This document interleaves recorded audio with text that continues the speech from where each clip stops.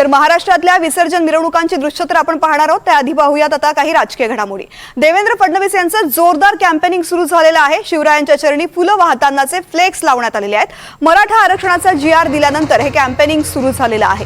देवेंद्र फडणवीस मुख्यमंत्री त्यांचं कॅम्पेनिंग सध्या सुरू झालेलं आहे। शिवरायांच्या चरणी फुलं वाहत असतानाचं फ्लेक्स लावण्यात आलेलं आहे। मराठा आरक्षणाचा GR दिल्यानंतर हे कॅम्पेनिंग सुरू झालेलं आहे। उपमुख्यमंत्री एकनाथ शिंदे यांनी सुद्धा मराठा आरक्षणासंदर्भात शब्द देताना छत्रपती शिवरायांच्या चरणी अभिवादन करून त्यांची शपथ घेतो असं वक्तव्य केलेलं होतं। आणि त्यानंतर आता देवेंद्र फडणवीस यांनी मनोज जरांगे यांच्या आरक्षणाच्या आंदोलनानंतर जो GR काढलेला आहे त्यानंतर जोरदार कॅम्पेनिंग सुरू झालेलं आहे। शिवरायांच्या चरणी फुलं वाहतानाचे फ्लेक्स लावले गेले आहेत। मुख्यमंत्री देवेंद्र फडणवीसांचं देवाभाऊ कॅम्पेन सध्या राजकीय वर्तुळात जोरदार चर्चा सुरू आहे।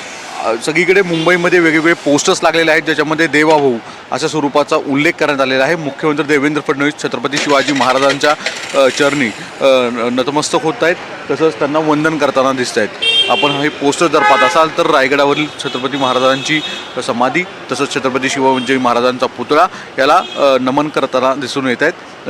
आणि दुसरी सगळ्यात महत्त्वाची चर्चा म्हणजे नुकतंच मुंबईमध्ये मराठा आरक्षणाचा मुद्दा गाजला।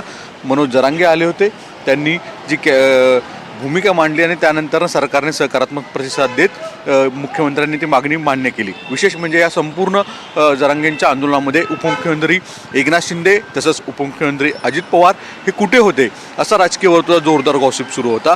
त्यातच देवेंद्र फडणवीसांचं जे पोस्टर्स आहे त्या पोस्टर्समध्ये कुठेही भाजपाचा चिन्ह नाही, या महायुतीचा उल्लेख नाही, या ना उपमुख्यमंत्री अजित पवार आहेत ना उपमुख्यमंत्री एकनाथ शिंदे आहेत। फक्त देवेंद्र फडणवीस आणि छत्रपती शिवाजी महाराजांची प्रतिमा दिलेली आणि देवाभाऊ नावाचा भगवा वस्त्राच्या बॅकग्राऊंडला आवर्जून हे पोस्टर्स केले गेलेलं दिसून येतं। यामुळे चर्चा या पोस्टर्सचीच आहे की नेमकं या पोस्टर्सचा अर्थ काय।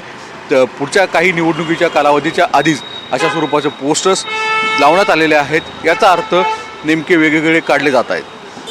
व्हिडिओ जर्नलिस्ट अरुण पेडणेकरसह सागर कुलकर्णी, NDTV मराठी, मुंबई।